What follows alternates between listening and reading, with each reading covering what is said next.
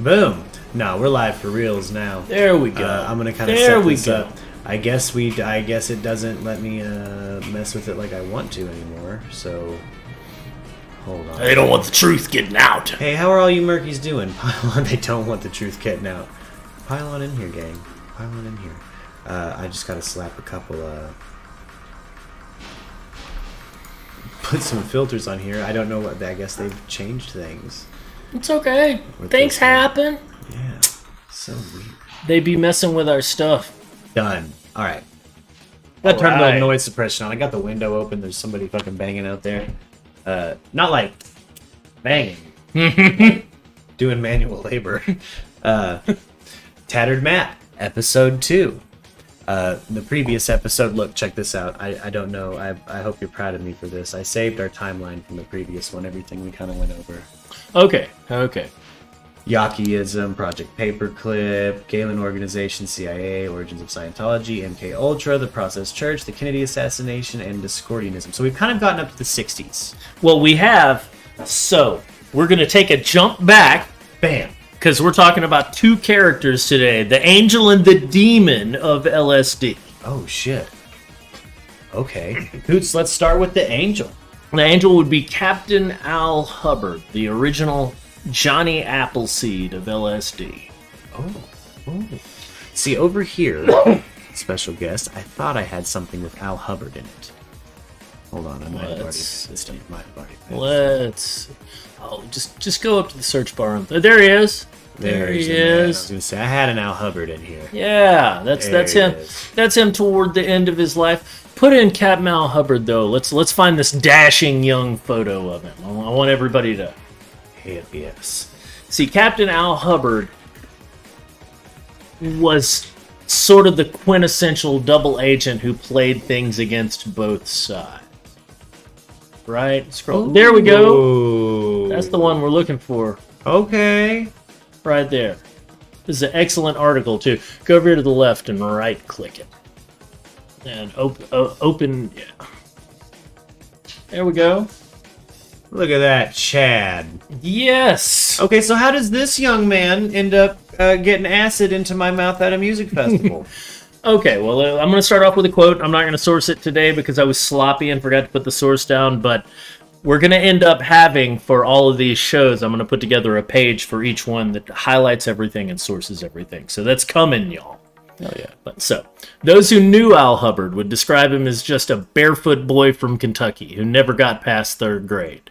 But as a young man, the shoeless hillbilly was purported visited by a pair of angels who told him to build something. He had absolutely no training, but he had these visions, and he learned to trust them early on, says Willis Hartman, director of the Institute of Noetic Sciences in Sausalito, California. Whoa. So I put the reference in the middle. In 1919, guided by otherworldly forces, Hubbard invented the Hubbard Energy Transformer, a radioactive battery that could not be explained by the technology of the day. The Seattle Post-Intelligencer reported that Hubbard's invention, hidden inside an 11 by 14-inch box, had powered a ferry-sized vessel around Seattle's Portico Bay non-stop for 3 days. 50% rights to the patent were eventually bought by the Radium Corporation of Pittsburgh for $75,000, and nothing more was heard of the Hubbard Energy Transformer. Eventually, he says that the box had uranium in it, and he had devised a way to cause it to power it. And this is important. This uranium connection is a big part of it. See, Hubbard was really influenced by Tesla, but he was also a con man. Gotcha. Okay, so he basically just made a little atomic device. Yeah, no, he had legit skills. Like, as near as I can tell, this guy had legit scientific and capable skills of the era, you know? Gotcha. But he was just... So December 17, front page of the Post-Intelligencer, featured a photograph demonstrating it. A lot of people said it was bunk. Later, the guy who he got to verify it said, no, it was bullshit. Okay. So he runs off, right? Moves to, I want to say Pittsburgh, is employed by the Radium Corporation, leaves, comes back to Seattle, right? Okay. There was a report that he used it to power an automobile attaining speeds up to 22 miles an hour, which was, pretty quick for the 20s. Whoa. But he's slick with it. Right. So who knows what was really powering that shit? Yeah, he said it didn't draw electricity from the air, which was his claim that he said he was using to hide his patent. Oh. But it extracted the energy from radium. Oh. Okay. So, and then he filed a patent number 1,723,422 for a spark plug that was doped with polonium. It was granted to him in 29. Oh, shit. So, in 23, he moves back to Seattle, right? Opens up a radio supply store. Soon after it's opened, he gets visited by this guy named Roy Olmsted. He was known throughout the city as the king of the bootleggers. Okay. Right? So during Prohibition, he was running the area's largest liquor smuggling operation. And he'd been trying to come up with some legitimate businesses to either fall back on or probably launder his money through for tax purposes, right? Yeah. So he goes to Hubbard because he's probably aware that, Hubbard's this guy, this technological guy who can make things happen. He's incredibly slick with it. I mean, a fucking chemist and engineer. So he says, hey, I want you to build me a radio station. Fuck? Okay. What? Right? How is this paralleling what's his name? Oh, paralleling who? Dowd? Dodd? What's his name? The fucking, The Demon? You talking about George White? Oh. Okay. I'm talking about what's his name that worked in the Manhattan Project, but is also, like, an innovator in studio technology. Oh, yeah. Well, I think you'll see... Tommy Dowd? Yeah, Tommy Dowd, yeah. I think you'll see... There's actually a loose connection.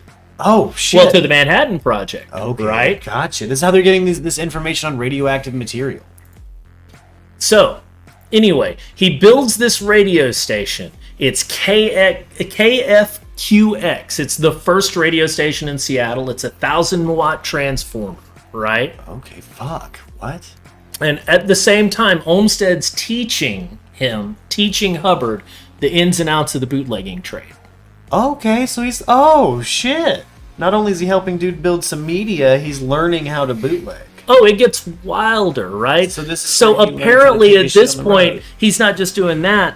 He's working as a cab driver with a radio set up in his trunk so that he can radio stuff back to Olmsted to let him know where the cops are and everything. He's already working as a spy. God damn. Okay? To help us. Oh my god. So eventually, the cops get involved. And they're like, hey, they bust him. Yeah. Right? And he says, no problem, boys. I've got a plan. Make me a Prohibition agent, and I'll be the man inside for you. What? And it took about a year, but after a year, they do it. Secure the verdict against him. Right? Dude serves the maximum 4-year penalty. And this is after giving up a lot of money to Hubbard. Because Hubbard's going to get it to the right people. Fuck. Okay. Right? Okay. So the Prohibition... So he starts running this game, too, right? As an agent. To where... Olmsted finds out that he's an agent. And he convinces Olmsted, no, this is good. See, I can give you information coming from the inside. Yeah. Right? Yeah, no, you want me. So here's the thing. He delivers to everybody. He lets the Prohibition agents know where things are, and then lets them know a bust is coming, so that they can either get stuff out, or get their receipts out, or get their money out, and builds a studio radio station, and learns his bootlegging. Dude, he ends up building 3 or 4 radio stations in the area, one of which gets shut down within a couple months because they've suspected of being associated with bootlegging. He's right? Like Bronn from Game of Thrones. He gets basically like, who wins in this situation? He finally gets kicked out of the Prohibition department. Let me see. That is slick as shit. September 10, 27th. He's terminated from the Bureau of Prohibition. Right? Okay. So already this guy's got... And this is a theme you're going to see all throughout the Tattered Map, is criminals who've been hired for their expertise in working with drug networks. Right? Gotcha. They're secretly working for the government, but they're attached to some kind of bootlegging going all the way back to Prohibition. So, yeah, absolutely. Absolutely. And then they utilize these networks to also get a hold of assassins and prostitutes, anything like that. Just to remind the listeners, like, we're talking about the 20s right now. We're talking about the 1920s. Yeah, we're still in the 20s, right? We kind of went back to the 20s real quick to explain Al Hubbard. And, yeah. It's okay. So, like, where are we at? 27 fired from... 27, he's fired. As a Prohibition agent. While he's he's honey-dicking everybody. Absolutely. He's honey-dicking everybody. He's delivering on everything he's promised everyone. So it's crazy. He continues while Olmsted's in jail. He continues being a bootlegger, right? Okay. Divorces his wife, marries a woman named Rita Shearer, right? Okay. At some point, he begins working for a group of rum runners from California who were smuggling just huge quantities of liquor into the country from Mexico. Multi-million-dollar enterprise in the 20s, which makes it like billions today, basically. Yeah. Finally, though, he gets arrested in 1936. Oh, shit. Right? It is? Yeah. Okay. And he's incarcerated from September 21st to 1936 until May 21st, 38. Right? Gotcha. So now this is where it gets interesting. As soon as he gets out, he's basically recruited by the OSS. Huh. One, this guy's got an in with uranium. Yeah. Right? Yeah. Atomic material. Yeah, he understands that, and he's legit. So, two, as soon as he got out, he gets a Master of Sea Vessels certification. Right? Like, he goes, studies, gets his Master of Sea Vessels certification. From that point forward, everybody calls him the captain. He's Captain Al Hubbard. Captain Al Hubbard. Right? This is very important. This is very important. He's instrumental, before we get into the war, in us smuggling ships to the British to use. Smuggling aircraft to them to use. Right? Yeah.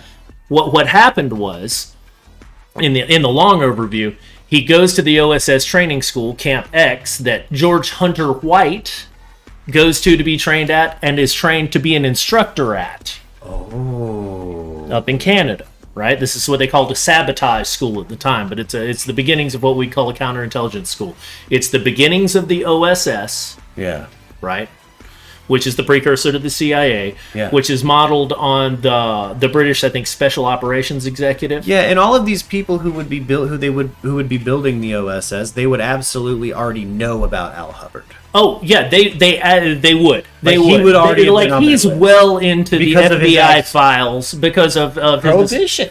Because that's from Prohibition and the things associated with Prohibition as an agent. Yeah, and because of his associations with basically being a con man early in, running off with investors' money to Pittsburgh, stuff like that. Yeah.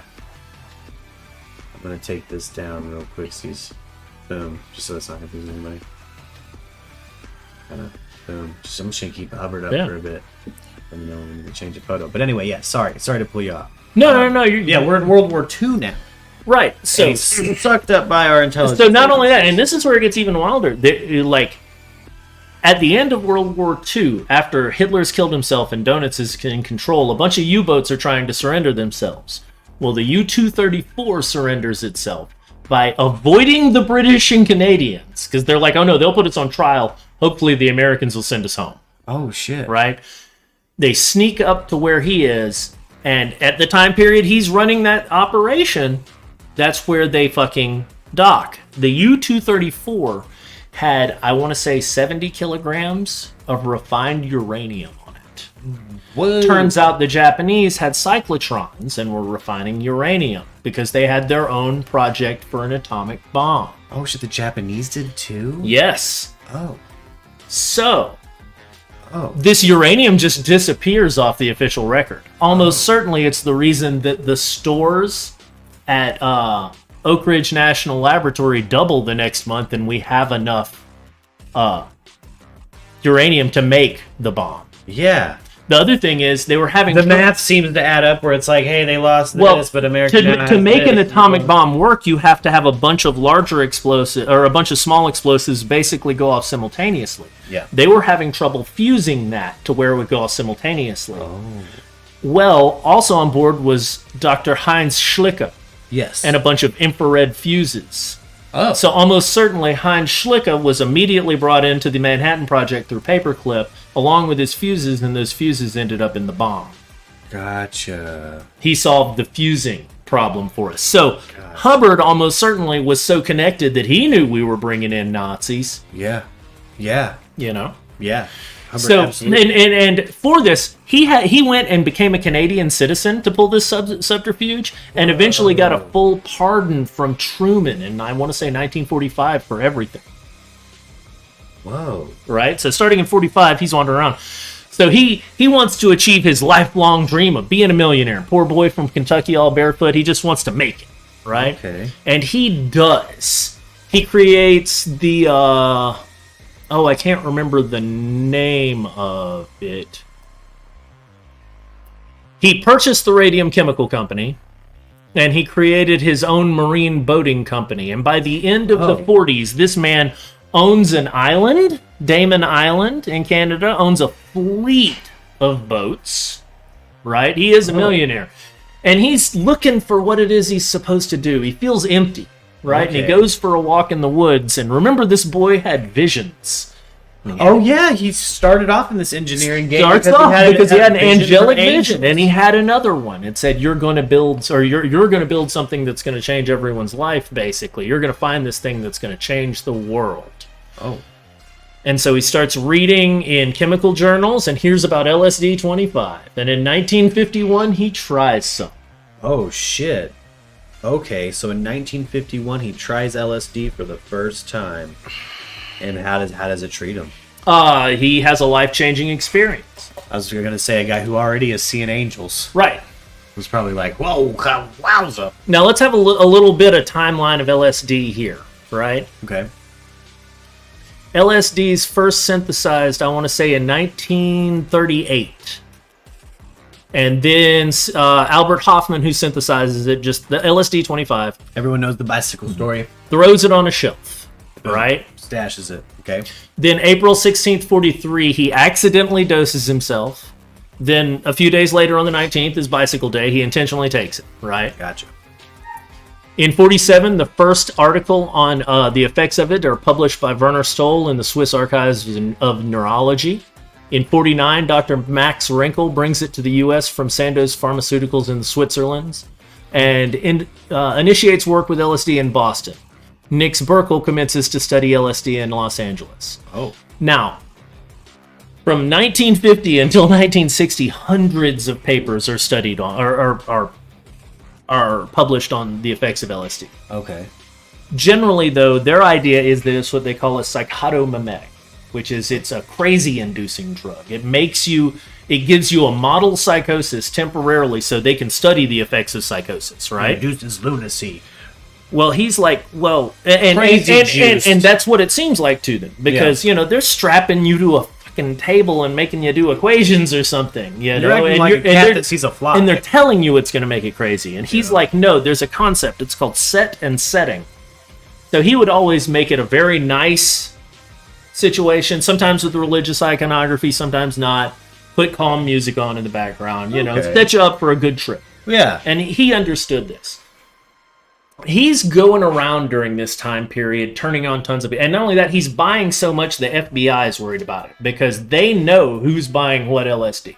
Oh, shit. Okay. They're keeping a track on how much is being brought in and everything, because it's a potential crazy juice drug. What are you up to, Captain? Yeah. What are you up to, Captain? And he hates the CIA. That's something, too. What? He liked the OSS, but he's like, the CIA's all a bunch of liars. I don't like them. These are the people that are bugging each other's phones. Oh, dude, it'd be hard to be a quadruple agent in the CIA. So let's see. Because if there's one thing we know about him now, he loves being a quadruple agent if given the opportunity. Oh, yeah. So in 1950, he's reading a copy of the Hibbert Journal. hears about it, ingests it back home at Damon Island, has a profound experience, and decides to abandon the uranium business and dedicate himself entirely to promoting the use of LSD. Holy shit, this is 1950. 1950. He travels to Switzerland, purchases 10,000 doses, and begins introducing to LSD to a wide assortment of people everywhere, including Aldous Huxley, who he'd strike up a long-time friendship with, the founder of Alcoholics Anonymous, Bill Wilson. Whoa! Right? Introduced it to many prominent psychologists who'd in turn introduce it to their patients like Cary Grant, Jack Nicholson, Stanley Kubrick. One of the more interesting encounters was Myron Stolaroff. He was the senior official at Ampex. As a result of it, he became a huge proponent of LSD. Now, most of us think of Ampex as making, like reel-to-reels and recording tape, like 2-inch recording, right? Big Ampex machines.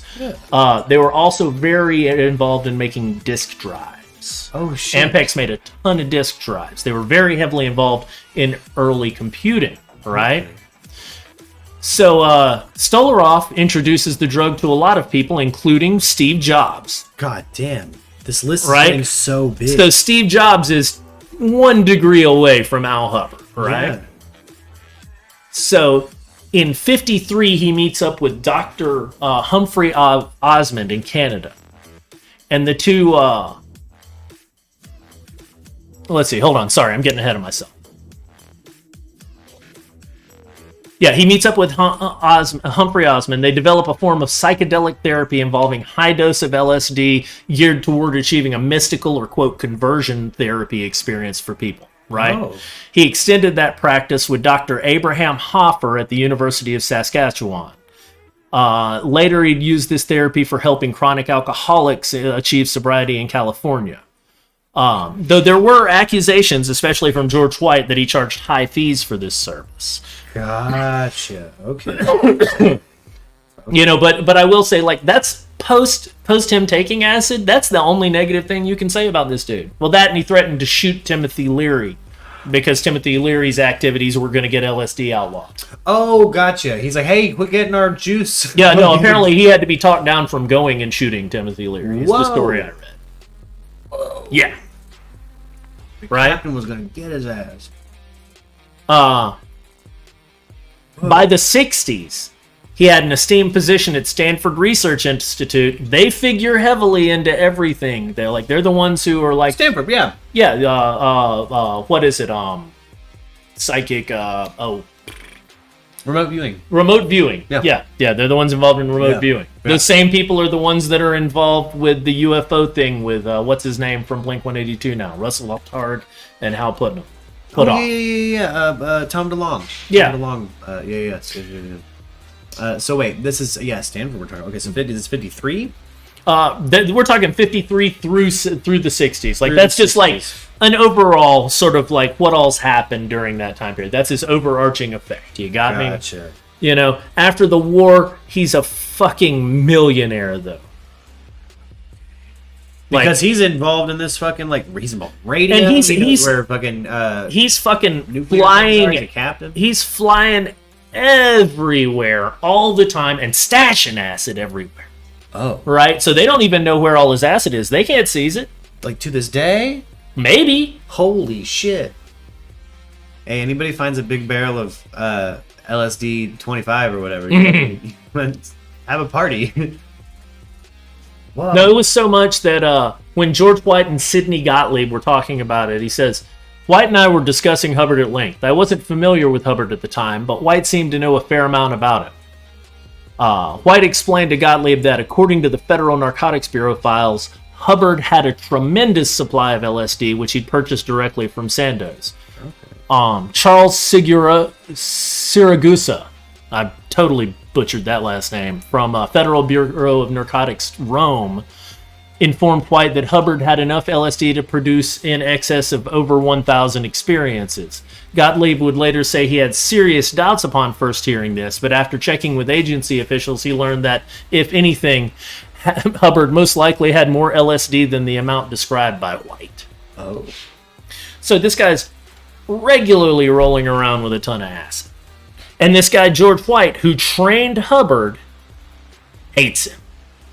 So he despises Hubbard. Okay, so now that we're caught up to the 60s, let's move to George White, who you described at the top of the show as the demon or the devil. Yeah, like kind of an angel and a devil situation. So let's break it down. How early where does his story start? Well, he's born January 22nd, 1908. Good Lord. Right? Gotcha. He starts off working as a crime reporter. Okay. He starts off as a crime reporter. Yeah, on the West Coast in Los Angeles. Right? Excuse me, San Francisco, then later in Los Angeles. Beginning in 29. He immediately displayed an amazing amount of skills being able to do it. Because at that time, especially in journalism, there's a lot of infiltration. Gotcha. Right, you're sort of a spy for the people is the idea. Yeah. Right, so we're talking classic journalism. Yeah, this is like noir stories. Right, exactly. Like he's one of those fucking I got a scoop kind of guys. You got to understand, George White's the most hard-boiled individual you can imagine. Oh shit. Yeah, he is like the goon. He's grizzled. Okay, he's in the background of a Dick Tracy comic. Yeah. Gotcha. Right. Ooh. So he wanted to get on the LA narc squad, but there weren't any openings. He was quoted saying to squad director Captain Edward Chitwood, "Newspapering's all right, but it makes a bystander out of you. I want to get out on the field where the game's going on." So in 31, he quits because his paper gets bought. And from 32 to 34, he works for former Justice Department agent Harold H. Doley, who was a private detective and also a state law enforcement official. And he becomes like his mentor. This guy's 22, and this guy's teaching him the ins and outs, right? Yeah. But at the same time, this guy has the infamous West Coast rope, which I guess was a term in the 20s for a swindler. Iris Ford privately teach White how to basically be a swindler and a con man, and the ins and outs of her trade, right? Okay. So after Doley suddenly dies, right, he goes and works for the Border Patrol starting in August of 34. Okay. And he hates working for the Border Patrol. He does not enjoy it. Ooh. So he makes friends with a lot of people from the Federal Bureau of Narcotics. Oh. Harry Anslinger's outfit. Yeah. I'll tell you something about what's her name? Billie Holiday. She got busted for heroin. Yeah. George White did it. What? George White's the guy who busted her. He was Anslinger's hype big agent. Oh shit. Fucking really? So he's just a slick with it piece of shit too. He's just but he's more infiltrated. He's actually working for a side. Well, he's connected. Like his dad was friends with U.S. Senator William Gibbs McAdoo. So he had that. But yeah, once he gets in, he displays he's really capable of being a narc. Okay. He's like, hey, I got no problem turning. So his first bust was a major bust was against opium smuggler Jimmy Wong. It got 50 arrests nationwide, hundreds of pounds of drugs seized. He gets promoted to the Bureau's Manhattan office, which is like their number one office at the time, right? Okay. He becomes one of Anslinger's number one agents. And as soon as World War II breaks out, Anslinger recommends him for the OSS. Really? Yeah. Well, of course he does. He's like, this is the guy you want in the OSS. Is this where he kind of crosses paths with fucking Hubbard? Absolutely. So he gets trained in 42 at Camp X, right? So, I'll give you a little quote on Camp X. Located on the north shore of Lake Ontario between the Canadian towns of Oshawa and Whitby, the camp was the first paramilitary training school in North America. Established in December 41, just one day before the Japanese attacked Pearl Harbor, the 270-acre site was operated by Britain's ultra-secret Special Operations Executive. SOE had been formed as a branch of MI6 in July 40 after Churchill instructed his military advisors to counter Nazi blitzkrieg victories and set Europe ablaze. Their first order of business was to recruit and train hundreds of secret agents who were responsible for advancing sabotage, subversion, and organized resistance against Axis-occupied areas. So full counterintelligence, right? Like their job is to go in and sow discord, right? By any means possible. I can't help but notice a timeline connection to like the Marvel Comics Task Force X, which happened in Canada. That's because most of the time they're rewriting our history. Yeah.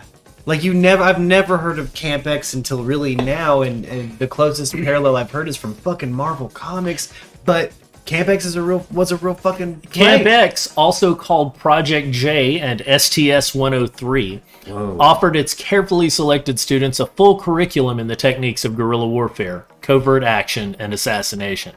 In his diary entry for February 28, 1942, just 3 days after he arrived there, White referred to the Ontario site as the School of Murder and Mayhem. Whoa. Like, and one of the reasons we know so much about George White is he wrote it all down in diaries, and those diaries accidentally came out. Oh, shit! Man, that's loosey-goose. What kind of spy keeps a diary? Right. Open me up another tab here. Oh, absolutely. Yeah, there's this quote. I don't remember where it is on my notes, but we can find it real quick. Man, what an interesting person. Mm-hmm. Oh, shout out Kyle in the chat. Yeah, grandfather fought in World War II. That's a different George White. Yeah, that is a totally different George White. We are going to find this quote. I think it's in a message he sent to Sidney Gottlieb when Control F? Yeah.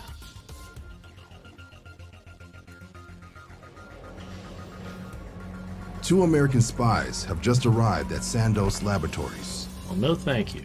Two American spies have just that. I mean, is we'll find it. We'll find it later. I'm not trying to hold up the show, but basically, he was saying that he knew that he was basically a bad guy, and he was so thrilled to be there because they allowed him to run rampant. You know, and he's talking to Sidney Gottlieb of the head of the Technical Services Technical Services Division of the CIA. Oh shit! Yeah, no, this is like the number 2 in command of MK Ultra. Yeah, it goes James Jesus Angleton, Richard Helms, who came up with the idea, Sidney Gottlieb, who implemented it through Technical Services. Fucking A. Okay, like that's the chain of command. And basically, Helms was like, Angleton had no clue what was going on. Fucking Camp X. What an ominous fucking name. Oh yeah. What an ominous. So what was his role in did he actually like do anything in World War II? Did he? Well, he was the sabotage trainer. Okay, he was just training. Yeah, he was training there. I think he may have gone out on a few missions. In fact, I'm certain he did. That he was deployed. I can't think of any at right now. Gotcha. But he's going to come up later, you know. He loved it. Trained saboteur sarcasm. But see, here's the thing, is that because of his associations with the Federal Bureau of Narcotics, once we get involved with Meyer Lansky and we get involved with Lucky Luciano, yeah, like these are all people that he sort of helped bring to the table. He's the guy who testified to have Luciano deported. Oh. Yeah. So George White's got hella mob connections. Beyond. Because the same thing. It seems that White was playing both sides against the middle everywhere he went the entire time. Gotcha. You know, it's just that he's a sadomasochist. Yeah. There's a story from one of the people he was surreptitiously randomly dosing with LSD to study it. God. Because, see, that's where we get after World War II, right? Gotcha. So World War II's over. Yeah, where does George White's amoral ass end up? Because we know where Hubbard ended up. And he ends up in captain in every precursor project leading up to Operation MK Ultra until he finally retires in 1965 to become a fire chief. Jesus Christ! Okay, to become retired and he's the guy. Chief? He's the guy who's running Operation Midnight Climax. Ooh. You got me? Yeah. He's the guy who's knows a ton of prostitutes and has set up a suite that the FBI is aware of. They stole some drugs from his operation to try and figure out what the CIA was up to. Yes. Okay. And you got to understand, the CIA had been absolutely ridiculous. They were dosing everyone. They planned to dose the technical services division. See, it starts off, the Office of Security started off with the research. They were basically like the security guards for the CIA. Yeah. And so they were like, well, we're looking for a truth drug, and we'll get into the history of the truth drug at some point. But they started off with marijuana, didn't feel like it worked that well, and started looking into LSD. We just have to keep feeding these fucks. It apparently reportedly worked better than you would think. Okay. But so at this point, they claimed by the end of World War II to have a marijuana derivative called TD that was odorless, tasteless, everything, and could be slipped into food or drink. Oh shit. But they've been constantly looking for something better. They want something better. So they think maybe LSD. Oh, okay. It makes them raise their brow. Right. Oh, absolutely. And George White just starts indiscriminately dosing people he feels like could be compromised by it. Dude, it starts off with the technical services staff. Like, after the Office of Security has it taken away from them and transferred to the TSS, they start, like, it gets bad. They will randomly dose people at work. Oh, shit. Right? They'll be like, oh, by the way, you were dosed in your morning coffee. Fuck, I'd say. Yeah, no, and that's how it is. You're going to be having the drug experience today. Stuff like that. Damn it. It got to the point where they were wanting every member of the CIA to have it, so they would understand what would happen if it was taken. And they kept redefining it. First, they're like, it's a truth drug. Okay, well, what if since it's not a truth drug, what if it's a lie drug? What if we, instead of a suicide pill, we could give it to our agents so that if they get captured, they can take this, and there's no way that they could give out bad information? They're crazy. Yeah. It's unreliable now. What if a brain? How do we weaponize it? Can we put it in people's drinks right before they're about to make a long speech, so they go crazy in the middle of the speech? What do we know? It dilates pupils and make people act like a cat that sees a fly. Yeah, absolutely. Absolutely. It makes people fucking useless. And keep in mind, this is back in the beginning of psychotherapy doesn't even become a thing people in America know about until like 1950 to 1951. That's the fad of that year, is Sigmund Freud. Gotcha. Right? So these people have these brand new ideas about psychology in their mind. Open-minded? And it's super cowboy. It's run rogue. Yeah, it's run, everything about the CIA at that point is run super cowboy. If you were a CIA associated agent working for the FBN, you could do any damn thing you want. You just don't. I couldn't imagine coming to work and getting your morning coffee and they're like, hey, you're on LSD today. Right? Fuck. I'm gonna have the giggles here in 30 minutes. Well, that's what happened to Frank Olson, the only guy they had admitted forever to dosing. And it was, he went on a retreat. And we'll get into the story of Frank Olson one day. That's its own show. Okay. But he went on a retreat to study it. He worked for the Army's Chemical Weapons Division and was working with the CIA on this. And apparently they dosed him. He had a bad reaction. A week later, they're trying to send him to this guy who's not a psychologist to have psychiatric evaluations. George Hunter White's supposed to be with him, has to leave because his mom isn't there, and has this fellow named Lafitte, who may have been one of the gunmen at JFK. Oh, shit. Yeah, he was a Corsican mobster who was probably from, as near as we can tell, from New Orleans. Ooh. Right? But, and supposedly Olson threw himself out the window. He avoided 2 beds to jump through a closed window with the curtains drawn.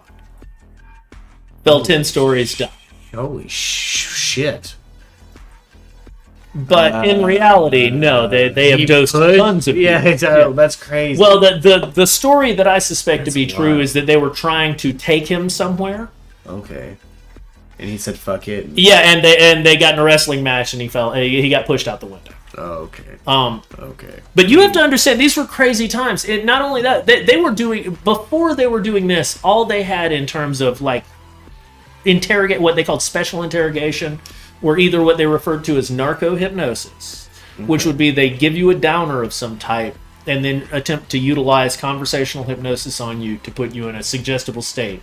Okay. And then they had something where they would they'd hook you up to a machine with an IV in each arm. This is like the early... Let's pull open a photo. I just realized let's pull open a photo of George White. Oh, yeah. So they'd hook you up to this machine that had an IV in each arm, and in one was a downer, like a barbiturate or something like that, and in the other was a stimulant. Oh.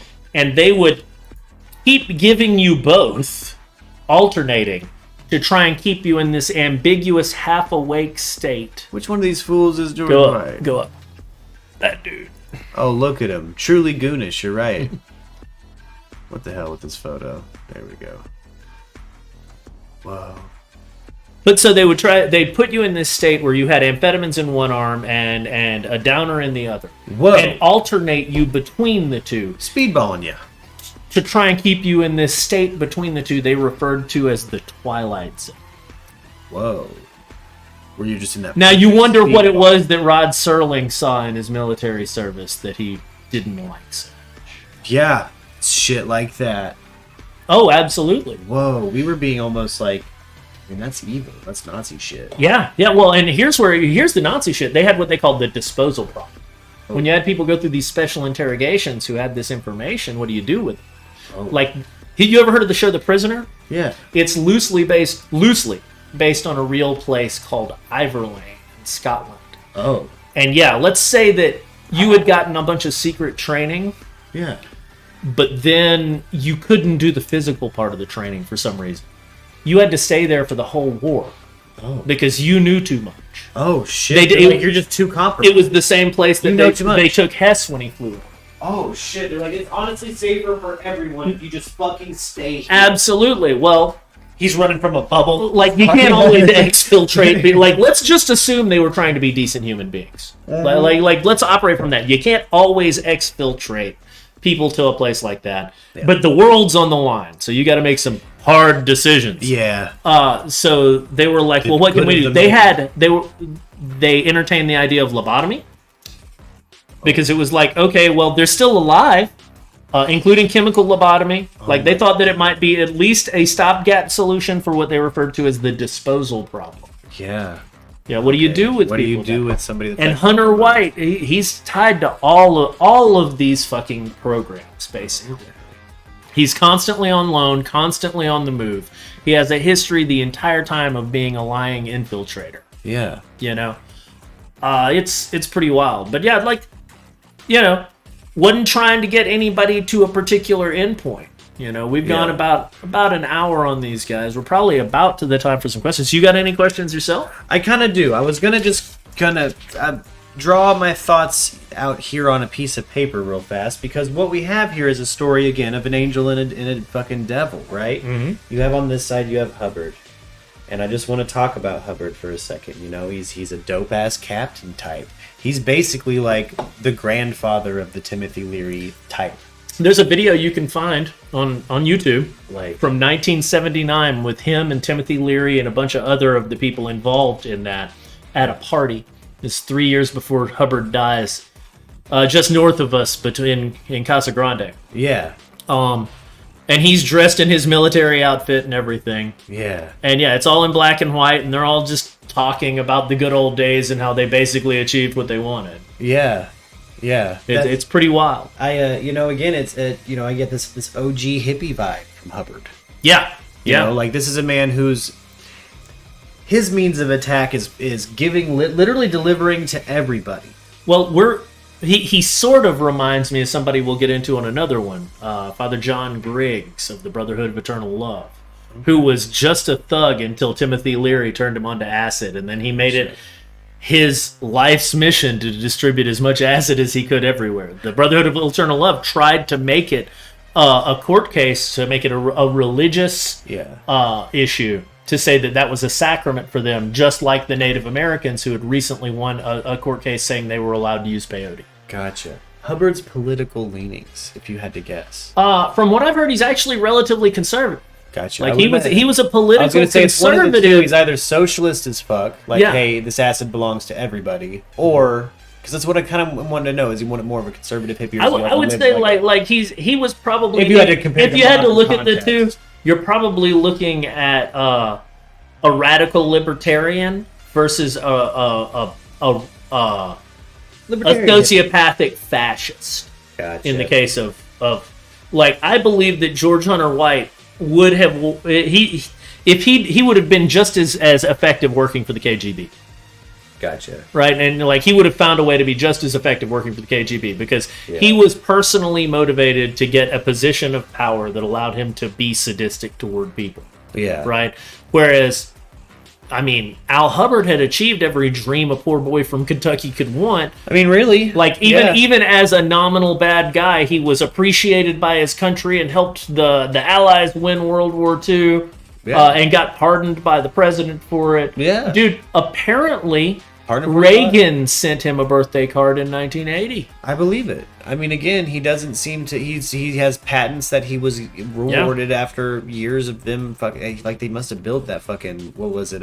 Plutonium doped. Yeah, polonium. Polonium doped spark plug. Like he. So, but again, so you have. No, apparently they made him and sold him.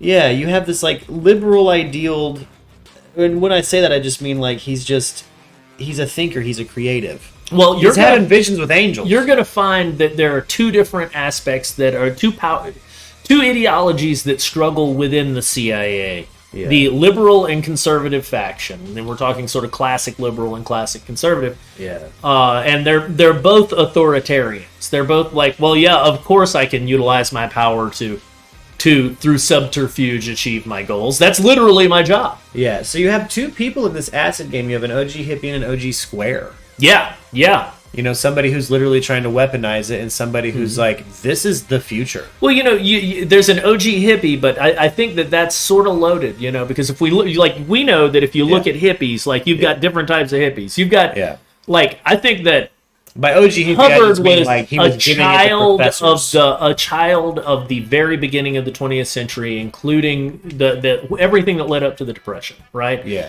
And in that environment, it was love people. Like, a good person would probably be like, well, love people, but make sure to get yours. Yeah. And within that context. Well, I mean, like OG hippie in the way that it wouldn't have happened without him. Oh, 100%. No, he's the guy that turns on everybody who later goes on to turn on everybody. But the fascistic, more manipulated elements of that hippie movement seem to be the people like White. I believe that that's the case, but that's also because I think that the hippie movement wasn't exactly organic. It was primed by a bunch of clinics that gave out LSD from Lexington, Kentucky to Haight-Ashbury. Yeah. And then at a certain point with Manson as a catalyst, was turned into that scary side of what we think of as the hippie movement. You know, the Iron Cross wearing bikers who are doped out of their gills on LSD, and it's peace, love, and heavy artillery, and it's peace as long as you respect me, and love for the people I like. What it devolved into by you know, Montalban. Yeah. Absolutely. Like by the time you have Montalban, which everybody says is the end of the fucking... Well, I suspect that the goal was... hippie movement. To shake up all of the American psyche, and out of it, as that happened, they reacted and said, oh, we need to start... As I said before, my sort of overarching fundamental premise here is, we need to figure out how to utilize these to make stay-behind armies. Yeah. Right? And so you've got the Hells Angels, which are a perfect type... what's his name? Genesis Peorage says biker gangs were the perfect idea for the Process Church because their goal was to survive World War III. And a biker gang was perfect for that. Are Hubbard and White working toward the same end goal? And by that, I mean the 60s? Are they unknowingly working toward the same end unknowingly, 100%. The 60s... ended up being, like I said, Hubbard at one point wanted to go shoot Leary. Yeah. Right? He's very much more conservative. He felt like that sort of thing needed to be done in a controlled environment. That if you just had it uncontrolled on the street, people were going to be taking in the wrong things, having the wrong types of fundamental impressions made on them, and have the wrong ideas from it. Yeah. You know? Yeah. Yeah, he wasn't cool with the fucking tune in. Well, and then Timothy Leary. I don't know if it was Timothy Leary, but I think it was. Gave Art Linkletter's daughter Yeah. LSD, she threw herself out a window. Yep. And that became like the Yep. in the public mind's idea of this drug makes you throw yourself out the window and crazy. Yeah, they had done, like there's a Marvel issue where a kid gets doped out of his mind and Superman saves him from a rooftop. Well, and it's weird because throughout the 50s it was seen as positive. Like, I want to say it was Ted Kennedy, but I could be wrong, Yeah. who said in Congress that this therapy was fine 8 months ago when my wife was taking it. Why is it suddenly so wrong now? Exactly. Like so Hubbard's basically how it got into the hands of psychiatrists out there. Hubbard is mind. and keep in mind Leary was a respected psychiatrist at this point. Yeah. Tenured professor, right? Yeah. Oh, absolutely. Yeah. So like he was actually giving it out to Okay. Now White's involvement. I have just a question on White's involvement in the actual spread of LSD, amongst the American populace. In what circles did he influence the use of LSD? Is it really just in the realm of our intelligence agencies? White, as near as I can tell, just in the realm of his own personal experimentation and intelligence agencies. He would dose random people. He dosed his wife's friend. And she had such a bad trip, she had to have psychological counseling for 35 years. Jesus Christ. He would dose random people around him sometimes, and I guess think it was, I don't know. He nominally for research. He documented it all. Yeah, but he's getting a kick out of it. Oh, 100%. 100% he is. Yeah. Okay. So, but it was all for data for the agency. Okay. So basically, our aggregate of the data of how to weaponize this chemical. Absolutely. His pet name for the drug was Stormy because of how wide-ranging the reaction was. That's crazy, and he's just openly giving it to. It's because he thought it was funny. Yeah. That's the only justification I can think of. Well, the guy's a sadist. Okay. Yeah, once again, he's a sadist. Yeah, and again, they're working for this same end goal, which is the 60s. They don't know they are. They hate each other. Well, yeah. They hate how each other operate, and he probably felt like White's crew had probably infiltrated Leary's kind of ideology. What they were... White, I think, was hoping to pull the 60s on Russia. I got a feeling Hubbard was probably a staunch capitalist, given how successful he was in the realm of business. I think I think he was a realistic capitalist. There we go. Well, that's what I mean. Right, he knows how to make a fucking buck. In terms of that, I don't think he was so much. I think he won capitalism as a millionaire with an island and 100 boats, and at that point of taking acid on that, you want to talk about a staunch capitalist. Another guy we're going to get into, William Mellon Hitchcock III, aka Billy Hitchcock, who was hooking up Leary. Yeah. He would take acid all the time, but Leary, the Leary and the rest of them are getting all mind expanded. They'd ask him about it, and he's like, "Yeah, but how will it get me to make more money on the market?" See, I kind of have my own theory as to why Hubbard might have such a strong fucking beef with someone like Leary, and it's because I think maybe Leary again was compromised by these intelligence agencies who want to push this socialist propaganda. It should be free. No capitalism. We'll get into that hopefully next week. Hell yeah. Because Leary was compromised 8 ways to Sunday the entire time. That's a guy who he tried to push his own wants and ideals, but at the end of the day, he did it within the context of the people who were paying for him at the time. Gotcha. Okay, so ultimately did whoever was... He is a slave to the dollar like the rest of us. Hey, whether he was working for the CIA Hubbard or he was being broken out of jail by the weather. Yeah. I got a feeling Hubbard's probably one of those old school cats lived through, product of the Depression that really believes in putting your mind at work. Yeah. And it paying off. And I bet you he had a really big beef with the way the 60s did pop off. Oh, he did. Well, because he saw it coming that they were going to outlaw the drug. They were going to outlaw and also make it look like it's for commies. Yeah. Yeah, which is what they did. Yeah, it's what they did. Yeah, and they made it look like it's for commies because people like White. I feel like I definitely have some different perspective. Viewers, do we have any questions in the chat? We are now in the second hour. We're paying attention to the chat. Again, on the Tattered Map, we spend the first hour rapping, and then we talk to you guys. Let's see here. It looks like we've had Kyle Ian Eastbrook ask us to look up, what is that, Jorge Estabrooks? Manchurian Candidate? Jorge Estabrooks? Yeah, we can. The last name Estabrooks sounds familiar to me.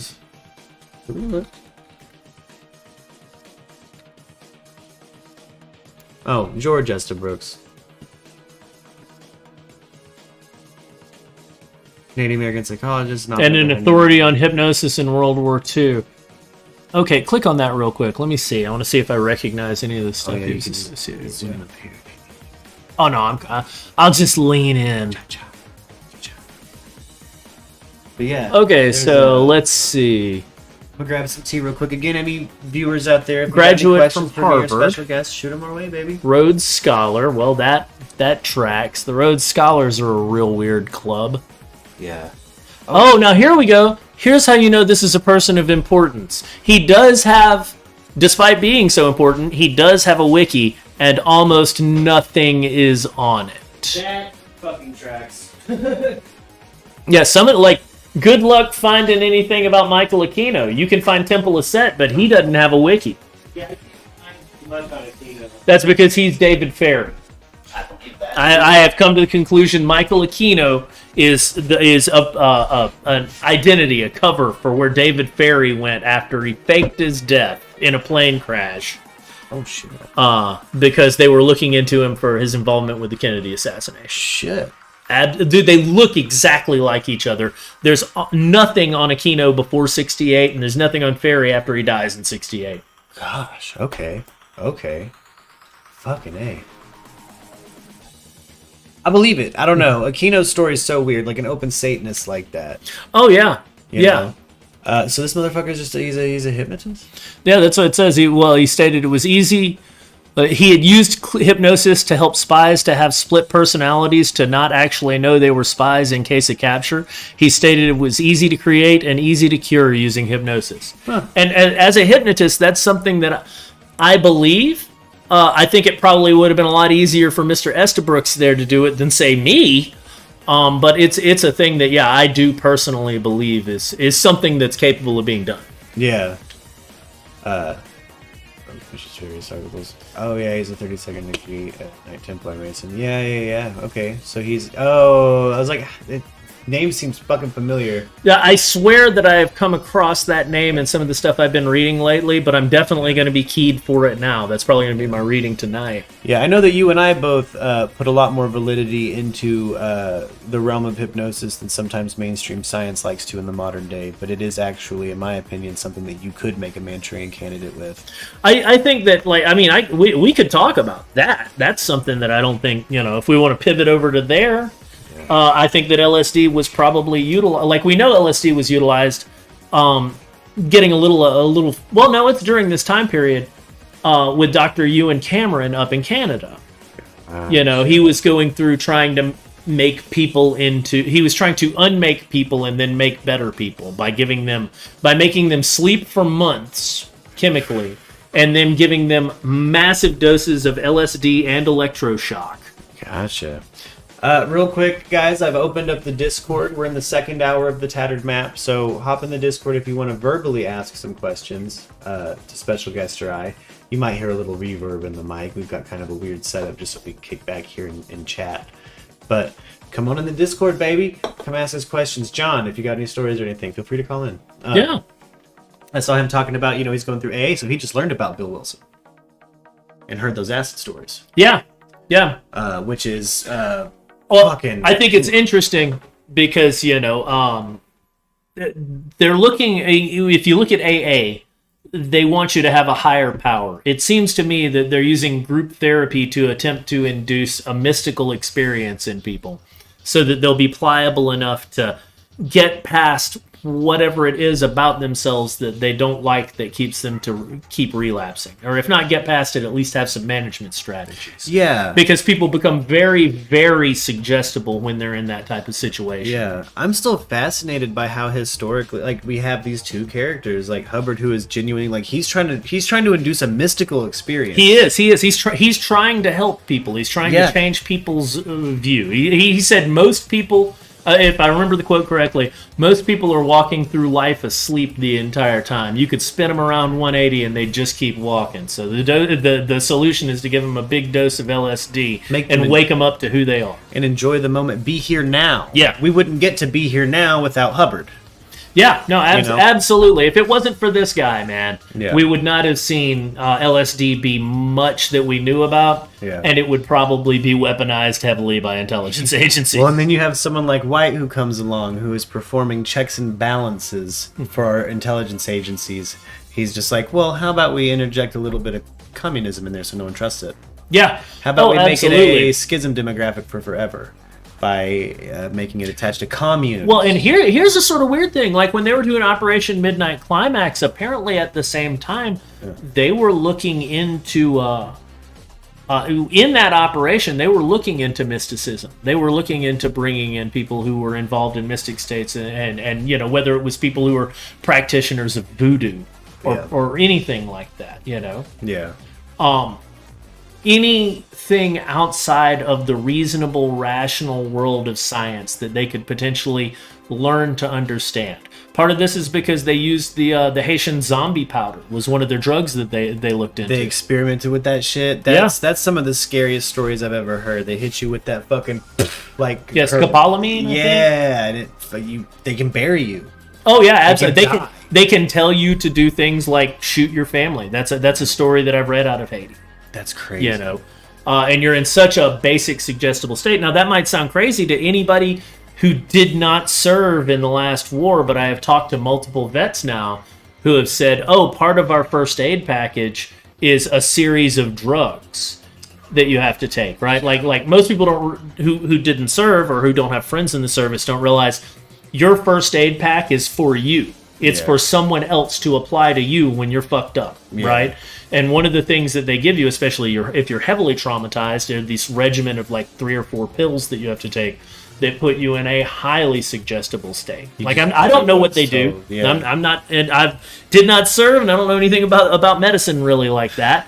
Because I'm guessing it's secret. I have also heard about this stuff that's a foam based on shrimp's chitin. Yes. And that it causes homeostasis, and that they were using that even back in Afghanistan. So you can be like massively messed up somewhere, and they'll hit you and fill you with the foam, and you stop bleeding out. Yeah. Apparently, it also feels like you have caught fire. I bet so. I bet it feels really fucking bad. So, which might be why they've got a drug compound that makes you heavily suggestible. Yeah. Backtrack into oh fuck! I lost what I was fucking gonna ask. We're talking about George White? Yes, I'm kind of breaking down in my mind George White's. I just can't help but there's just certain things within the hippie movement that reek of his influence, and it had to have endlessly pissed off someone like Hubbard. Oh yeah. Well, you know, Hubbard did not like the hippies. Like he didn't like the CIA either. He was he's very much an outsider in that sense. You know, you look at this guy; he's real straight laced. Yeah. You know, he's a guy who wears his belt up here. Yeah. You're captain. Yeah, absolutely. Lived through the Depression. He's old.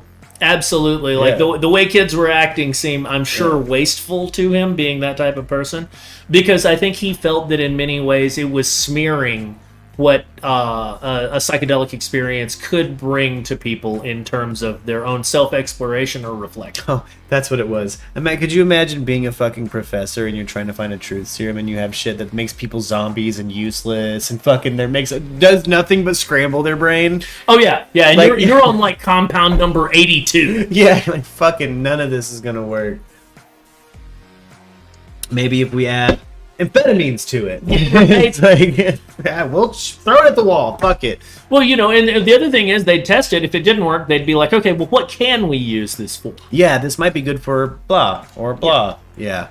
This might make a housewife nicer or whatever. Well, and, you know, whatever the fuck when we're looking into that, like they were looking for something that they referred to as a madness gas. Yeah. Right? And they pretty well found it in the drug BZ. Yeah. Right, they spent 4 times as much of the time and effort studying BZ gas as they did LSD, because BZ is like it'll put you in a bad trip for about 3 days. Yeah, and they would same thing. They were testing it on each other. One of the guys who was testing it tested it on himself and had an assistant follow him around while he wandered into shit for 3 days. Jesus. Like, so I will say they at least seem to have put some skin in the game. Yeah. Like, but Now I get kind of a sense that maybe Hubbard was, we don't need to dangle these pearls in front of swine. And then someone like Leary is like, it needs to be for everybody. Absolutely. And he's like, the fuck are you talking about? You better be charging people. He's like, why would I charge people, baby? I'm making it. Yeah, I would say that was a big difference. He was making... I think that he also understood that anything given away freely or cheaply is subconsciously valued freely or cheaply. Exactly. But something that people invest in, they have an emotional sense of identity with. This is why people love their cars so much. It's generally, if they have a newer car they're paying for, the nicest thing they own. Mm-hmm. You know? Mm-hmm. And the same with that. Like, if you are dropping $3 on a tab to have a wild Friday night, that's a lot different from you going to a licensed psychologist who's trying to help you deal with some issues that have held you back or made you feel empty. And then you take a heroic dose in a pleasant setting while somebody's there to make sure that everything's calm. Yeah. Yeah, no, capitalism as a use to break anonymity and make people attach themselves to the thing they're putting out there is something. That's why we have super chats on YouTube. And meanwhile, George White is out there being like, well, how exactly do I give this to subversives? You know, later, like, because of his work, it would be like, how exactly do we make sure that we can get this to the Black Panthers? Yeah. Yeah. So he's one of those people who's like, we need to get it to specifically these groups. I can't say for certain that he is, but I wouldn't. That's totally in line with him, and that's what follows afterward. Like when you look at what happens in the late like once COINTELPRO and Operation Chaos happen. Yeah. Yeah, that's the like. Can we get them acid? Can we get them PCP? Can we like PCP was huge. Yeah. People do not understand how big PCP was until crack came around. It was fucking huge. Like basically, they called it butt naked in the hood. In the late 70s through about 83, your options were low grade Mexican marijuana with a bunch of seeds, or the same thing soaked in PCP. Oh shit. See, angel dust, baby. Yeah. I can't. That shit sounds so scary. Make you put your baby in the oven, make you get naked. Absolutely. Well, you know, and then they sold us an analog of PCP as a club drug, ketamine. Yeah. That's basically PCP. Yeah. What an interesting... John's having trouble with Discord. Oh, dang it. I'm down here in the lounge, baby. Hopefully you can get it figured out and get up in here.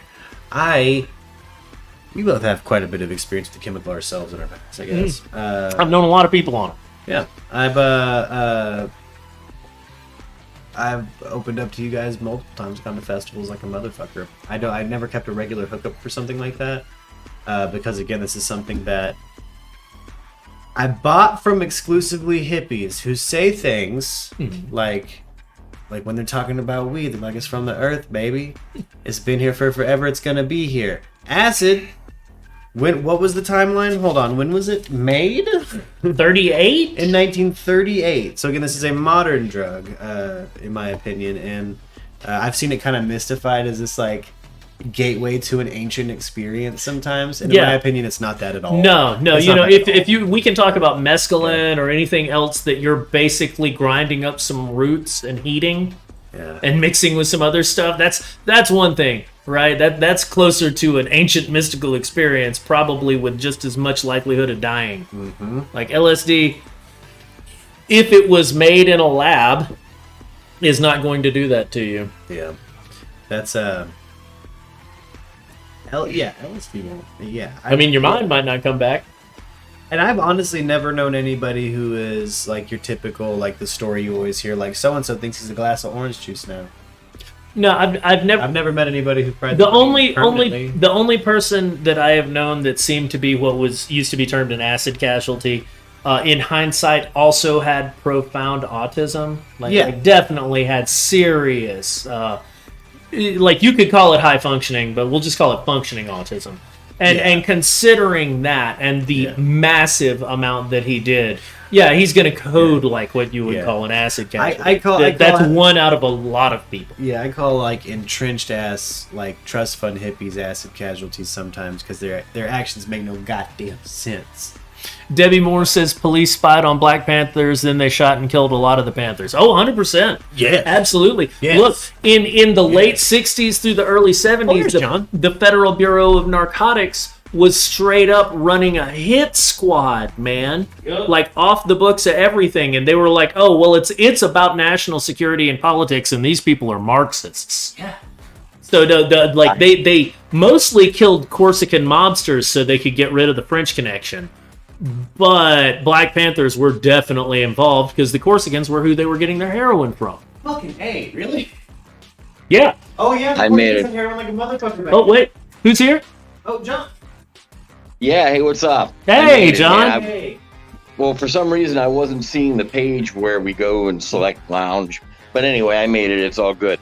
I definitely am interested in what you're talking about. It's funny because I'm in the program down here, the AA thing, and just last week, the guy who chairs our meetings, he was talking about a website you could go to called the Green Paper or something, and he said, you know, he's a really funny guy, and he said, yeah, I can't get you all to open a big book, but I bet you everybody's going to go check this out because it was like a conspiracist type of page.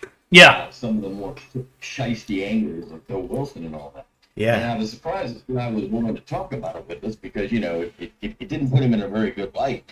But it was interesting that the guy brought up that I was talking with, he brought up the connection with Bill Wilson doing the acid. And you know, I always knew that there was a time when your Freuds and people like that would do drugs to try to communicate with their patients that were, you know, severely mentally screwed up. And I know that acid was one of the things they would do too. So I found that to be pretty fascinating, man. You brought his name into it. I was walked in. That's a lot. Yeah. It was very common. Yeah. I think my father did Narconon, which is technically from Scientology, yeah. Yeah. And it was amazing that I asked the guy who was telling us this, I said, so how did it work out? He goes, oh, he tripped his balls off, you know, and I think he discovered that it wasn't really practical. Just like I mentioned the other day, I read an article in Rolling Stone one time. And you can touch on this better, but it was about how the military, of course, was looking always for the best serums they could find. Yep. You know, the best drugs to use. And they actually came up with marijuana was okay, but it was acid that got them, you know, got the effect they were looking for. Unfortunately, the information they would get from people was too surreal. It was too abstract by the time they were tripping hard. That was pretty fun. Yeah. No, it was hard. And not only that, they got the idea because it turns out that the Nazis had tried experimenting with LSD as a truth drug. And they found that it wasn't reliable, but that a skillful interrogator could get truth out of people. But the person almost always felt like afterward that they'd been had. Yeah. Yeah. What I want to know is, this goes probably pretty far back, but where was the first time that there was a use of people doing LSD and using it for a drug? Like just as a drug? Like the first gathering kind of thing? Ooh. Oh, the first... I guess what I'm saying is when did LSD start? Really? When did it come to anybody's attention? Basically, as soon as Leary starts proselytizing it. So call it around 61. Yeah, but invented and discovered. Yeah, I'm about to say I've got a timeline here that's pretty well. It's got sort of a comprehensive history of Hubbard and acid. Give me just a second, and I'll see if I can find it on here. So I thought I had that. But we have historically like Bicycle Day for all you old heads out there that drop a couple hits on Bicycle Day. You know, the scientist that discovered he was trying to find an antihistamine, and he made acid on accident, put it on the shelf, took it on Bicycle Day, rode his bike home, and had the first acid trip in history. Now, see, that's what I was getting at. You know, all of a sudden, you know, it shouldn't just appear. I mean, you know, who set out to do it? And I guess it's as hard as finding out. You had 10 years of Al Hubbard trying to turn on everybody, and that story gets crazy because like Cord Meyer of the CIA, right, is getting acid from Leary, and then, or not Cord Meyer, but Cord Meyer's wife is having an affair with Kennedy. She's a friend of Leary, has been tripping with Leary, and may have been tripping with Kennedy.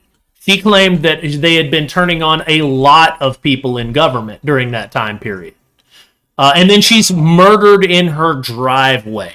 Yeah. Like, just somebody drives up and pops 3 in her. Yeah.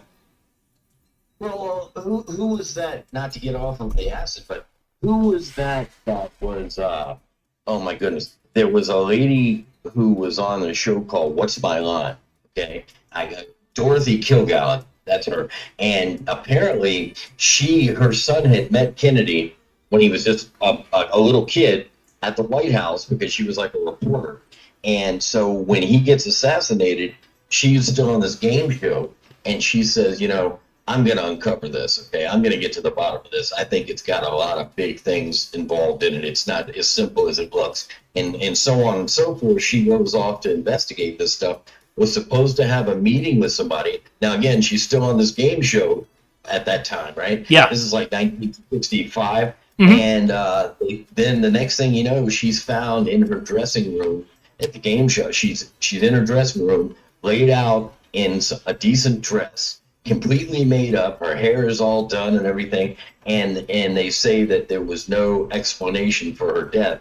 Later on, they tried to say it was alcohol mixed with some sedatives, okay? And they think it's because she was actually digging into the assassination, and she had some theories, and people wanted to shut her up. Then later on, another woman who had it might be the one you're talking about.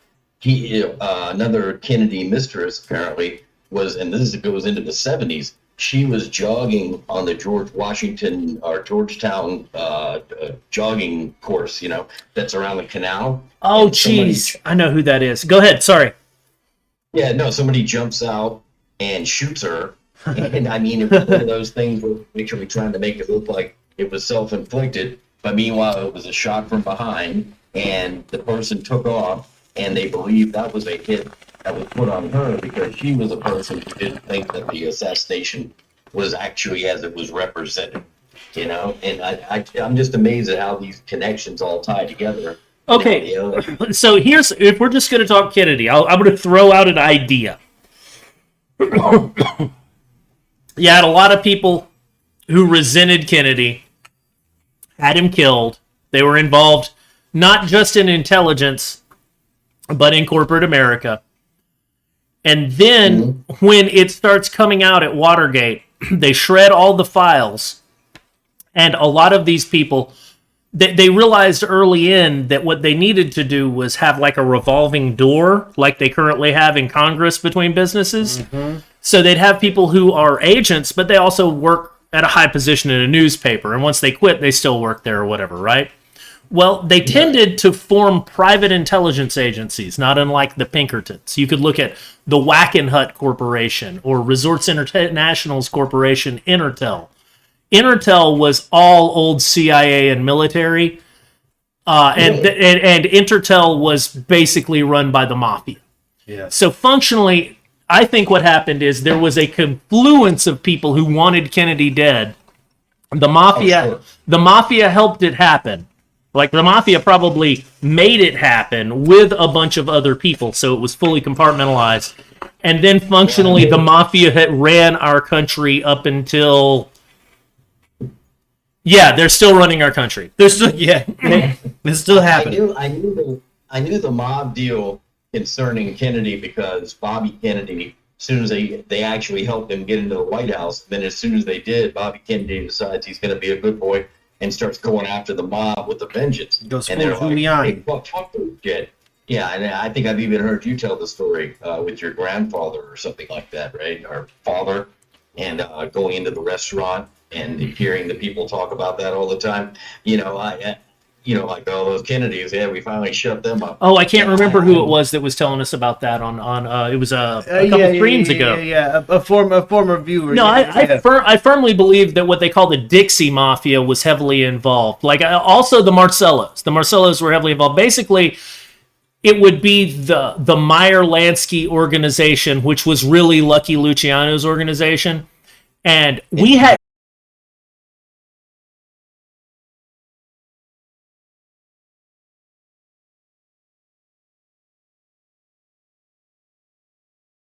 See if we'll reconnect. There we go. There we go. Okay. What was I saying? The Corsican mob. So we get rid of the Corsican mob, right? So that we can let the new connection, the Arab connection take, or the Southeast Asian connection take over.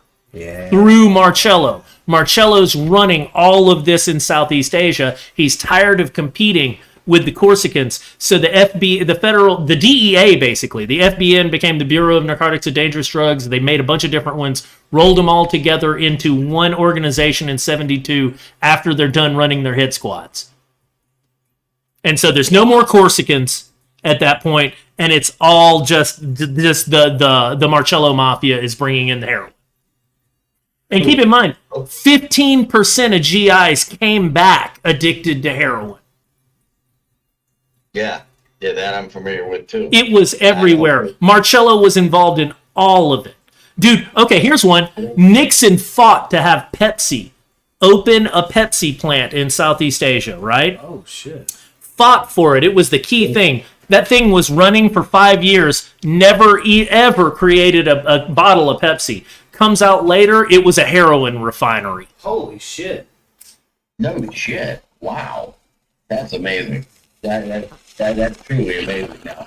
Yeah. You should read a book. You can find it online, or if you'll hit me up, I'll link you to a PDF if you want to read it, called The Politics of Heroin in Southeast Asia. There's another one called Dope Incorporated. I'll link you to both of those, and it'll give you a full, concise history of all that. Woo. Funny enough, that might have been happening overseas, but from what I remember by history, back here, you've got Nixon working with the the DEA, I guess, or whatever it was at the time, were working to make marijuana look like it was a drug primarily done by blacks. Yep. So we could outlaw it, right? Instead of being, everybody's just catching a buzz, they're all melting. They blamed weed on Mexicans. Well, keep in mind, when Nixon was still vice president is when George White is running all this. The executive branch is going to be aware of it. You'd be a fool, I would think, to think that Nixon wasn't operating a bit like a Cheney. Well, and Nixon was bugged as fuck. Oh, yeah, no. And was like always, he's an old in cahoots cat. Nixon always took the path of least resistance politically. Yeah. Mm-hmm. But he did go on the rampage to stop the marijuana by pinning it on black and brown people. Oh yeah. And that way it would be frowned upon and outlawed. Because we're only now starting to come out of that. Where it's becoming okay again. It is to a degree, but I think they'll try and push it back again because they keep trying to run the same programs. And the other thing you have to keep in mind is when the Black Panthers show up, people think of the Black Panthers as a black power movement based on black identity, and it absolutely was. But in some ways, the same as the Christian identity is a white power movement. Yeah. Like it flirted with Nation of Islam for a while. But eventually it settles on being Maoist. And if you are or a Marxist, and if you are Marxist in 1968, well, now suddenly you're not just a civil rights movement. You're like, oh, well, it's not just that I want rights. I also want to change the entire structure of fundamentally everything. Yep. And for a lot of people, that was terrifying. And look, one of my heroes, or two of my heroes, are Bobby Seals and Huey P. Newton. Like, I don't have to agree with your politics to understand that just because you didn't pick the right solution doesn't mean that you shouldn't stand up for yourself. Like, that's how. And they did a ton of good.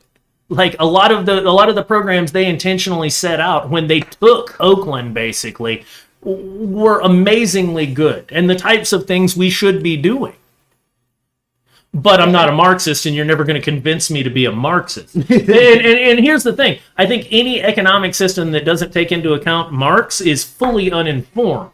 I think if it's predicated wholly on Marx as a fundamental basis that everything has to be predicated on, then you're being an ideologue. You're not being realistic. So you'll never get me to support that part of your revolution, even though I absolutely support you not being locked up or killed and you being able to get a job and you being able to walk in public safely. Or something like socialized healthcare. We've talked as Murkies on the thing where we've all kind of agreed across the board. We like how Canada does it. And socialized healthcare, we've already popped the cork on it. I had a friend who was Canadian. Prohibitionists. So, like, I don't like how Canada does it because I've talked to multiple Canadians who've been fucked by it. We do have a Canadian viewer that does not like their care. What I would say is true, that they wish they had choice of care. They wish they could pay for it. I pay for my health care. That's what I want, is to have the choice. Like, I think that if a nation doesn't provide basic healthcare services for everyone, and when I say basic, I mean commensurate with the technology of the day, yes, then you're failing your population. Yeah. Also, if you force people into it, you're failing your ideology as a free nation. Yeah. Like, honestly, people should be able to avoid medical care if they have whatever. It's not my business, right? And they should also be able to pay for the doctors that they trust. Or if they don't care about either of those things, they're like, medicine's medicine, it's fine, which is a perfectly reasonable position to me, right? Yeah. If that's your set of values, then yeah, we should definitely have a national system in place that can take care of you. Now, you probably won't get the most cutting-edge treatment. Like, honestly, I think we could pay for that. I'm a believer we could pay for that. Like, I want to say that. I just don't see it as likely to happen because people are selfish. And by people are selfish, I mean people are more worried about their political feuds than actually solving problems. No, straight up. I agree with that. I agree with that. You know, and one of my reasons I don't want it mandatory is what we're going to get into later at some point, which isn't just drugs, but things like psychosurgery, where it was very fashionable for a long period of time to do brain surgery and implant electrodes in people as a form of trying to counter their depression or counter their counter everything. Read The Terminal Man at some point if you can. Ooh, by Michael Crichton, because he studied that. The story of the tinfoil hat, this is really interesting to me, was a guy named Leonard Kyle, spelled K-I-L-L-E. He was a he was a very competent engineer. He worked for Polaroid. He helped develop with Ed Land of Polaroid Corporation what they called the Land camera. Okay.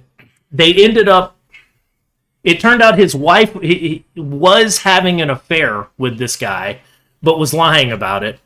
Says he's being crazy, so they commit him to a mental institution. Mm-hmm. At that point, they start cutting into his brain, implanting electrodes. By the time it's done, he's functionally lobotomized. They hide the records, ship him off to the VA on the West Coast. It takes forever for anyone to believe him until they finally do x-rays. And by the end of the story, the poor psychologist who's dealing with him says that he's fashioned a hat out of tinfoil, not aluminum foil, tinfoil, to block the radio transmission signals he gets. Well, there's a chance you're going to pick up radio transmission signals. Anybody who ever took a hard shock and has dental fillings knows that there's a chance you're going to pick up the radio for 2 days and it's going to vibrate in your teeth. Mm-hmm. I mean, I'm sure the same shit can happen in your brain. Yeah. And that was exactly the sort of stuff, not just the sort of stuff that they were studying. Look at Project Acoustic Kitty. They put the CIA in 1960 spends like $1 million or maybe 10, I don't know, a lot of fucking money to put a microphone in a cat's ear, an antenna in its tail, and a power pack on its chest to try and train the cats to walk around and spy on people in public. They claimed they terminated the project after the first one was let loose and immediately hit by a car. Well, what that tells me is, one, they're probably lying, and two, they just admitted to the ability in 1960 to implant microphones and transmitters in biological organisms. What shit were they doing to people's brains in the 70s? Mm-hmm. Wow. That is amazing. So, I mean, what was the purpose of wiring these cats up? What was the deal? Because they could hear through the microphones in their ear, and they figured no one would think anything about a cat wandering around in public. So if they could just train the cats to walk over to the fucking people, they could listen in on their conversation. Well, I can tell you now, if they had the ability to have the transmitters in place in 1960, we've demonstrated the ability to joystick control a rat now. Yep. So when you see all these people flipped out about birds aren't real, they're fucking transmitters. Well, those are people who've never been turkey hunting. But some birds could be fucking wired. They could. Some cats could be. They could be. Our tax dollars went to acoustic. Like they studied it. They proved it's possible. Maybe the birds do. Yes, Apex Senator. I am special guest. This is specialist guestifer in the flesh defer. Sorry, I tried to make it rhyme. I make everything rhyme. I'm trying to make sure we have preserved the first chunk of this episode on YouTube. It's being really weird. Anybody who is watching from YouTube, did you experience any dropouts if you've been with us this whole time? Again, I wouldn't be able to tell you, except now I'm on Discord on my phone, and the TV. I'll be right back. Oh yeah, because it's not letting me go back more than the 10 minutes that I have on screen here. I wonder if it did the second screen. Well, it's not showing up like that. You don't think that's because of the subject matter, do you? Never know. Normally, I'd have a notification by now, like, "Hey, we pulled that." Letting me rewind back an hour and a half. Okay, good. On YouTube? Yeah. Oh, beautiful. Never mind. No issues. It's just on my end then. I must have just had a weird internet drop for 2 seconds. You know what I mean? Look it up unless we go right to the paranoid reasoning. Yeah. Well, it could be also that there's regions that are subject matter might be blocked in. I could get a notice. It's like, hey, this is cool most places, but not all places. Right. Allow me, if you will, to go back discussing the Oakland connection there. Oh yes. What I miss? Yeah, nothing. I was just talking about this streamer. Sorry. I think we're good. I'm sorry, I don't want to step on. No. I was just trying to catch up. Yeah. I actually wanted to discuss the Oakland part of your narrative there. It's going to be digressing, of course. I mean, this is a whole lot of interesting information that you flooded me with. That I'm really going to hold on just a second, because I want him to write something down. Oh yeah. Right, Jolly West and Oakland, so I can make sure to get back to it. Okay, go ahead. Sorry, there's something that I know I'm going to want to bring up associated with this, and I don't want to forget it. But go on. No. I actually want you to again mention the what is it called? Drugs what Incorporated or something? That Dope Incorporated. This evening I'll make sure it gets posted in the Discord. Yes, we'll make sure that gets. I'll post to PDFs for both Dope Incorporated and for the politics of heroin in Southeast Asia. Okay. Well, all I was going to say on the LSD thing, my own personal experience, I always discovered that once I knew a little bit of science about something or just a little bit about how it worked, it kind of loses some of the charm for me. The mysticism goes away. That's why I've never learned how to play Purple Haze. Well, the first time I ever tripped, I didn't know anything about it. A friend of mine said, "Oh, it's pretty good tripping." I was probably 16 or so. And, I started going to Dead shows, doing a lot of shit when I'm at the Dead shows. And, that was all well and good. But as I looked at it more carefully, like I saw that back in the day, that Rolling Stone article about making the guy trip the soldier for like weeks at a time, just to try to see what they could get out of him information-wise, whether it was useful in combat. And, understanding the, what do they call that? Oh my God, the beta-lethargic something, the chemical makeup, Oh, yeah. Once I knew the details of something like that, it caused me to go, it's just like when I go to see a science fiction movie and I used to know how all the effects were achieved.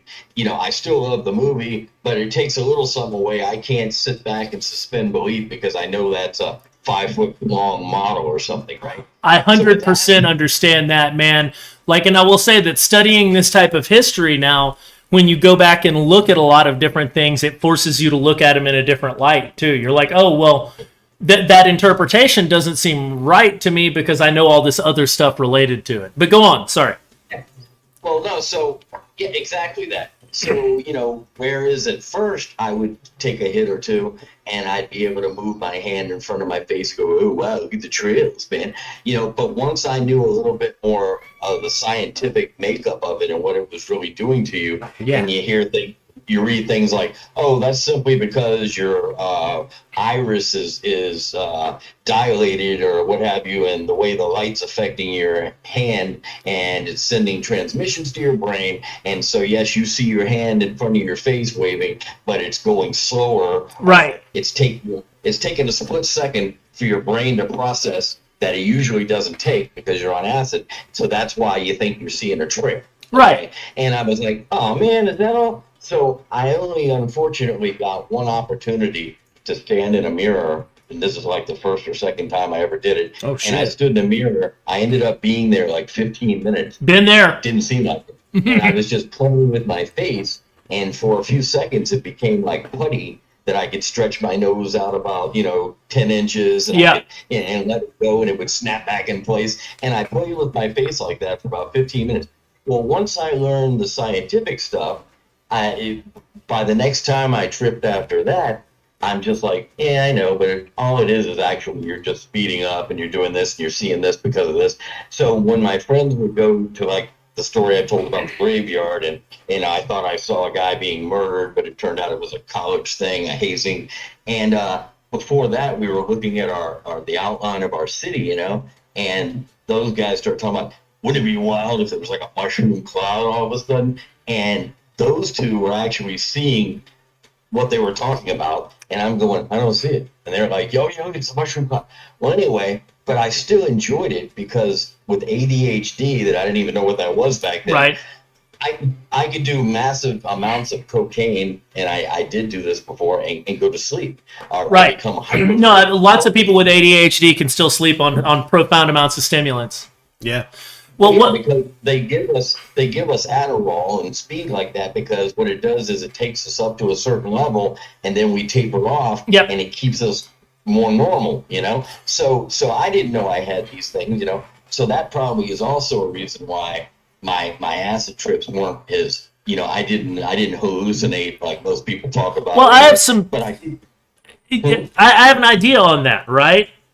Which is that's sort of why the Technical Services Division wanted all agents and everyone in the CIA dosed on acid, was because if you have that sort of mindset and you've experienced it, right, then you're capable, even while dosed, you may be capable, like a lot more capable than someone with no experience, of being able to say, okay, well, I've been hit with a chemical, and these effects are the types of effects that I would have, and this is likely short-term because it mirrors the effects that I'm familiar with, on some level, even if you... But there's another thing that's happening. The reason that it happens, right, to my mind, as a hypnotist, and I'm just talking, this is my opinion, right, is because you are what Jacob refers to as front-loaded, or they'll sometimes call primed, to have in your mind a reflexive response of understandings to parse that information as to why it's so wild, right? And as the type of person who wants to understand things, like I'm talking about you specifically, right? Yeah. That it's part of your identity to understand things, so it's really, really keyed in there. It's hard to strip that away. That's a fundamental core aspect of your identity. You got me? So because you've got this rational mindset going on, and your brain is like, what the fuck is happening? Yeah. It immediately uses this as a framework to understand it. Now, this is going to make you less susceptible to like group hypnosis within that context, because you're the guy trying to figure out how the magician does the trick, right? Like if I went to hypnotize you, I'd just have to teach you how to hypnotize people. That's the only way I know to do that. Like for someone like yourself, because I have to explain what's going on in the psychological and scientific basis as best I understand it, as to what's happening as it's happening to you. Yeah. Because the weird thing getting into hypnosis and about how the mind works is, man, once I get you to creatively start feeling things, your body responds like they're happening. And if I can get you to create them in your mind, your body responds a lot better than if I just described it. Like if I give you instructions on how to get there. This goes back, I think, to Pascal's identity of suggestion that if you want to win an argument, you have to convince the other person to arrive at your position on their own. That brings up a question. Sorry, John. Yeah. Well, what's the question? So if that's the case, what about someone who's aphantasic and doesn't have the ability to pull up visual images on their own? Like, you can't work within a visual metaphor. Well, the thing is, we're creatures of 5 senses. Like, can you imagine a smell? Okay, I get what you mean now. So yeah, you would just use one of the other 5 senses. Now, this is, as a hypnotist, where it gets tricky, because, like, I'm relatively internally visual, and I am not somebody who's olfactory or gustatory, right? So understanding the metaphors to parse information to hypnotize you is going to be very tricky for me. But not for somebody who's like, say, a chef. Right. Typically, it's scent that works for me. Well, scent is the deepest and strongest thing that we have. Our brain reads scent before our consciousness gets to it. Unlike the visual information coming from our eyes, which is split off in the brain, right? There are people who can become what's called sight blind, which they'll have their visual cortex degrade to the point they can no longer process visual imagery. But part of their eyes is routed to another part of their brain that's before the consciousness, right? Yeah. And so you can have them walk down a hallway with obstacles, and they won't be able to see anything, but they'll miss every obstacle. Now, see, when I went to San Francisco, okay, I went there in '88, and as I mentioned around here before with you guys, I was always a big fan of the whole Patty Hearst story. Okay? Right, same here. So I had money and plenty of free time. So, About what year was this? This would have been 1988. 88, okay.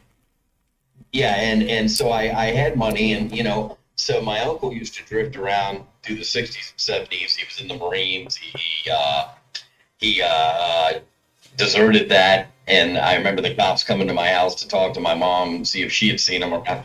And it was, so anyway, but I got back up with him in early 80s. And so we were hanging out, and he's telling me, yeah, you ought to do this, you ought to do that. Same guy who suggested I try the travel sickness pills. But anyway, that was weird. So he was saying, yeah, you ought to go to San Francisco, man. You'd love it there. So my grandma was like, why don't you pack some sweaters or something? I'm like, no, I'm going to California. You don't need sweaters. And then I finally heard about Mark Twain's thing about the coldest winter you ever spent was summer in San Francisco. And I didn't know. I get off the bus, I'm freezing my ass off for one thing. But I still had this interest in Patty Hearst. I always had, before I even actually met her. So I get off in San Francisco, coming from Virginia. And the first thing I do is I say, man, I'm going to check out all the places that she did this at, did that at, it'll be great, So I go, I don't have any place to live. I'm homeless. I get there. I find a shelter. Okay. It's a really nice building. I'm staying there. And by day, I'm going out and I'm just going to all these places like the bank that Patty Hearst robbed with the SOA. And, I'm passing the city hall, all this great stuff. Right. Yeah. So I go up to Haight, where that was where the hippie thing was supposed to be. Oh yeah, the most. It's so known and such a part of pop culture. They can't seem to keep the street sign up there. The Haight-Ashbury sign is stolen all the time. So I go up there. I'm checking it out, and I go up to Griffin Park. And all these places that I've only read about. And I thought it was great. So of course I say to myself, well, I've got to get some acid while I'm here. It's just not worth doing it. Well, in '88, that would have been hard, right? Yeah. That was back when it was still hard to find acid. It was in a drought. Yeah. Well, I mean, this would be like going to Tickville and not riding the teacups, Right. Yeah. So I found this guy, and he sells me. Now this is in '88. I had been used to paying about $5 for a single tab, in my hometown. So this guy walked up to me, and I'm able to get like 2 or 3 tabs for $10. Yeah. So hell yeah. But then I'm thinking, well, what if it's bullshit? You don't know this guy. I said, well, then nothing will happen. So I take 2 of the tabs, And, I'm walking around the Haight. I'm checking out these incredible bookstores. I was reading through some Patty Hearst books. I went by her apartment where they kept her closet all the time. Mm-hmm. That apartment was actually available for rent, right? Oh, that's so I went in. I went in and acted like I was interested in it. I climbed in the closet. And I'm just like, yeah, there's a lot of room in here. This is nice, This guy's nuts. And, I'll get back. Thank you very much. And about that time, the acid starts to hit me. Okay. San Francisco's not that big a place, but it does have those up and down hills that you see in the movies, right? It'd be disorienting. Yeah. So I got out of the shelter, and I got myself hooked up with public assistance, and they put you up in like these cheap hotels all over San Francisco. And the neighborhood that's like the projects and everything, the hood is called Tenderloin. Okay, so I'm living down in Tenderloin. It's just nasty down there. So I'm walking around and I'm starting to trip hard. I don't really have any money. I've got probably $50 in my pocket, and so I'm not dressed too bad. So I really start peeking on this acid, right? I'm not seeing any. Because, I told you I kind of blown that for myself. But what I am feeling is everything else, like the speed effect. And, I could drink a fifth of liquor and not even feel it because I'm just moving so fast from the acid, right? But that didn't stop me from wanting to get drunk. So I go into this building, like a high-rise, like the Transamerica building or some real famous place.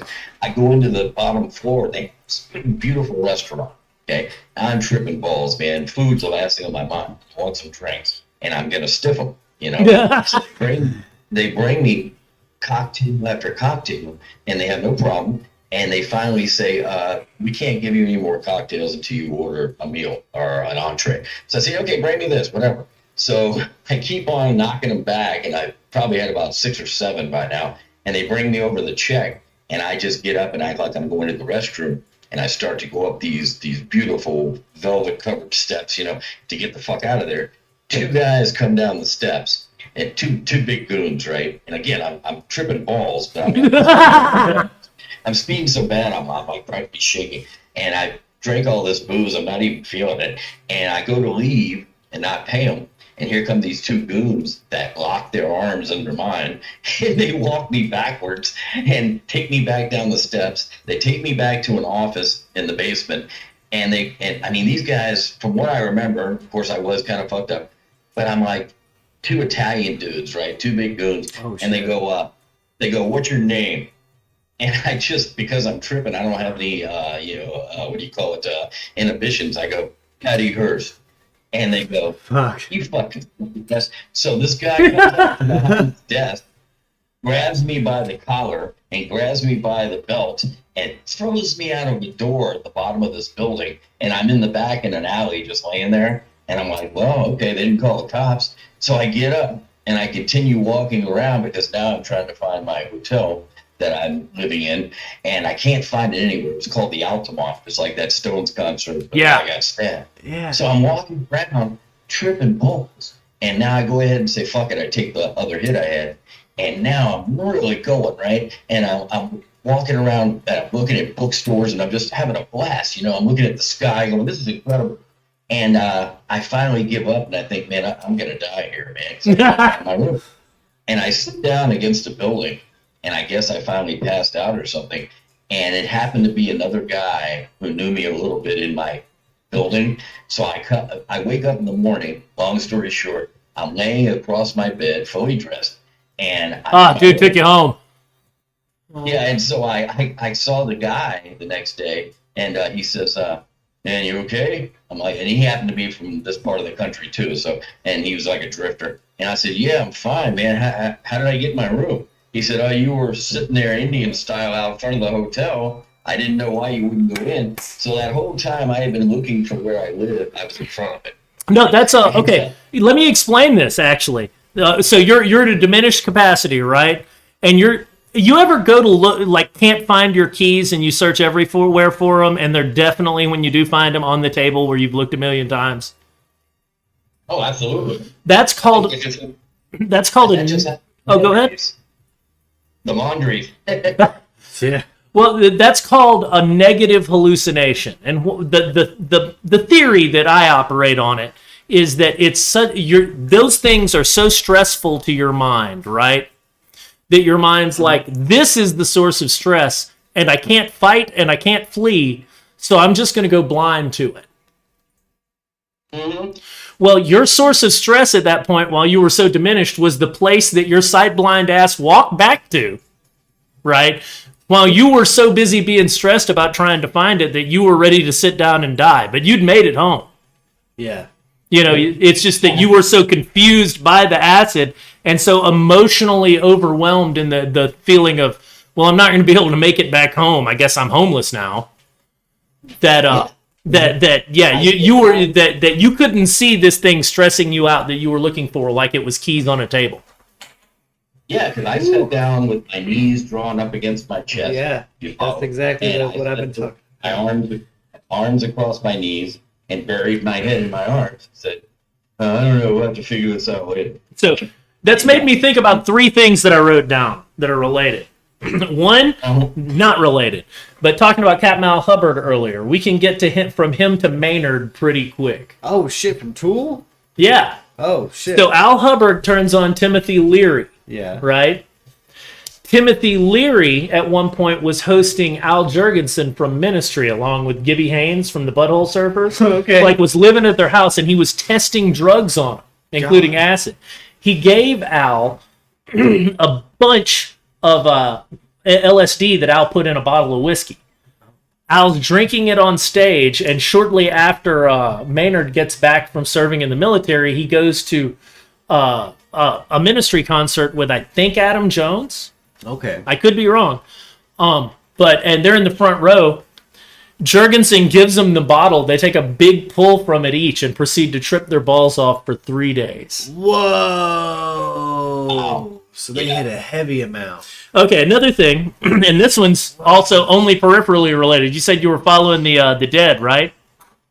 Absolutely. Now, remember I said that where they got the idea initially from was that the Nazis had been testing LSD on people to see if they could use it as a truth drug. And I believe... What about those Mary Pranksters? Well, just follow me here, right?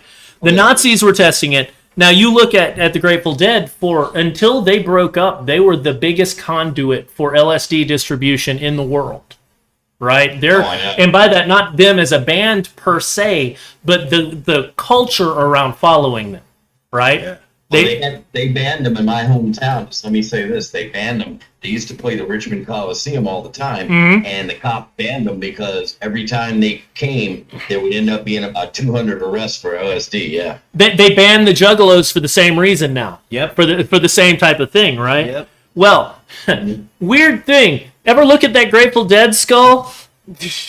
Ever notice it's got a lightning bolt on it that looks like two lightning bolts joined together? That's true. Who else had lightning bolts in his skull as a motif? Like you'll find in the current era, a lot of your fascists are also hippies because they are literal eco-fascists. Yeah, they want communist infrastructures. And not only that, like a total non-development of anything and an undevelopment of things that have been developed. Yeah. That's right in line with this blood and soil narrative that the Nazis had. It's a weird connection to me. It's very weird. That sounds like, if I'm correct, you're talking about the personalities of people like David Koresh or Jim Jones. I would say closer to Teddy Kaczynski. Yeah. Like Ted Kaczynski was an absolute fascist Nazi who was also obsessed with the environment, you know? Yeah. Which, hey, I get it. You know, we live here. Yeah. Like, let's not ruin the place. Yeah. But I don't like the idea of let's only ever live here, you know? Jake and I are of different feelings on space. Yeah. I think it's vacuous, hateful, dangerous, and a waste of our tax dollars until we've explored all of the ocean. But yeah, I love people that think otherwise. Again, we covered Shatner going to space. Yeah, I'm all about it. Especially if the ship if it's Bezos's money and it's shaped like a cock, that's even better. Right. Which it was. Hey, I've got a buddy living here. Can't say this too loud. One of the guys living here actually is one of those flat Earth people. Oh yeah. Oof. Oh yeah. I just shake Well, my head. He's younger. before this, it was the Hollow Earth man, which Yeah. you'll also find tied to Nazi propaganda, oddly enough. That is true. And now the other thing I wanted to bring up, you just mentioned being in Oakland, right? The violence Yeah. problem had gotten so bad in the late 60s and early 70s that the government was looking at this guy, Jolly West, who you'll find all through. He was a psychologist you're going to find all throughout MK Ultra. Yeah. Jolly West at one point killed an elephant. He overdosed it with LSD and then attempted to bring it back with some combination of other drugs and just murdered it.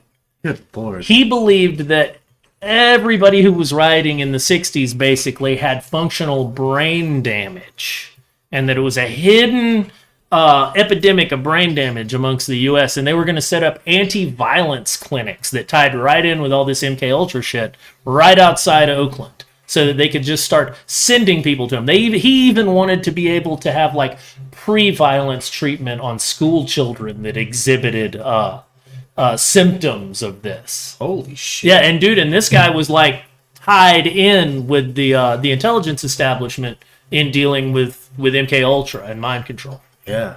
Lordy. Hey, let me ask you this. I got a question for you. Mhm. This is just amazing, man. This whole conversation, the fact that we're able to talk like this, it blows my mind. All because I think back to a few weeks ago when I just saw a thumbnail for this MURKradio. I said, "I see what the fuck that's about." And here we are. I mean, it's amazing. I love it. But anyway, but while scrolling around on YouTube, because I have a Roku TV and I don't watch any network television anymore. It's just Oh, yeah, me nothing either. on with it. So I watch primarily, besides DVDs, I watch YouTube all the time. They give me my movie reviews. They give me people like yourself. Well, as I'm scrolling around, they'll sometimes give me offerings, according to other stuff I've watched, And so I came across this. First of all, I watched like the entire 4 hours of the day of the whole Kennedy assassination with Walter Cronkite there, Right. I mean, exactly as it was, and they even show you the interruption of the world turns to come on and talk about this assassination. But anyway, and I did the same for the Bobby Kennedy. I was fascinated because it was so refreshing to hear news given to you without somebody's fucking opinion. It Right. was just the news. That's the way it all used to be. But anyway, I digress. So I came across this video, and there was a couple of different ones, but the one I tuned into was sometime in the 60s. It was in black and white. Now, I want to know, my question to you is, why do you think this exists? But it was a housewife administered LSD, okay? And so they have a person sitting there, and the person is talking to this housewife. It's a male, and she's sitting there, and the guy don't know anything about this, okay? I don't know who. It's not fake, okay? It's real. Yeah. And this woman, they're following her trip, and she's just sitting on a couch, and she's going. She says one thing, two things she says is, once she goes, "Oh, do you see it over there? It's really amazing, it's right over there." And the guy's like, "No, I don't see it. I'm sorry." And then she starts talking about silver. It's just a very nice feeling, and she's kind of talking in, just in circles and kind of Oh, right. disjoint, And I'm wondering why is this video? Do you know? I haven't seen it. If it was tied in with the Kennedy assassination and we're going a full Joseph Farrell high-octane speculation, right? No, I don't know the time. I know it had to be the 60s because it was Okay. black and white. Well, it could have been earlier because that was LSD therapy was popular throughout the 50s right up until about 61. Yeah. And apparently there was an audience for this, okay? Mhm. And they're up on stage and they're sitting on a couch. It looks just like it could be a talk show, but they describe, we have administered Mrs. Smith, 20 cc's of beta-lethargic, and then they proceed to just observe her. And Yeah. she just speaking in these abstract type of thing. And then they ask her, "Well, how does it feel though?" And she goes, "Oh, it's really beautiful." And she has nothing bad to say about it. From It the just looks like 50s, some- from the 50s through the 60s, through 1960, the CIA was funding a ton of LSD research programs, and to get the researchers to play ball, they're like, "Well, we're not going to do research we can't publish." They had to functionally publish research that was missing some key information. that was related to how it might be operationally useful, right? But during that time period, hundreds of studies were published, and you can be certain there were news stories on it and everything. It really seemed like it was going to be a wonder cure. Well, they'd actually, and if you YouTube interview with a schizophrenic, you'll see also made by our psychiatric establishment in the United States these observational videos. It was very common in the 50s and 60s when you're talking about experimental treatment or just because they thought it was a psychotomimetic. They thought it induced something absolutely comparable to the general classification of schizophrenia. Yeah. These are the same people. These are the same people that, if you go back to the barbaric treatment, like I used to watch a show, an old antique shop, and it's located in New York, and they used to be into macabre, bizarre type of things that they buy. So they had they love doctors' instruments from back in the day that are really quack stuff. They don't really work. So they had a lot of electrical things to hook to people that doctors actually thought were helping. But the other thing that really blows my mind is I've read a little bit about how women in the 50s and 60s, early 60s, would be thought to be hysterical, and that their solution to it, besides electroshock therapy, their other solution would be to cause them to have an orgasm. It's like they said hysterical, and somehow the root word in hysterectomy has something to do with that. I don't know my information a lot better. Well, it's because hysterical, because the root word is common for hysterical, and it really has to do with hysteresis, which is state change functionally, but it was ascribed to femininity. Yeah. So by the time the word hysterical comes out, it's a word that's basically gendered to mean freaking out like a woman. But the treatment was what blew my mind, which is that they actually, from what I understand, they would use a primitive vibrator. Oh, yeah. Well, part of the reason why was because much like how during that same era, if you'll go back to the 20s when that sort of thing starts, during that era, pink is associated with boys because it's a strong masculine color based on red, and blue is associated with girls, right? And at the same time, sexually, women are associated with being insatiable and only interested in having all the babies in the world, and men are too busy doing math and business to worry about sex. That's the cultural identity of the era. It's like an inversion of what we're dealing with now, too. Yeah. That's as portrayed in Mad Men and stuff like that. Yep. Yeah, especially you're seeing the sort of changeover era at that point. Yep. I do have to cut in. We got to round the show down, Jim. Oh, is it time? It's about that time. That's giving a crazy read, but yes, we are actually we're there. We're getting close to 2:30, and that means special guest has to go get his lady.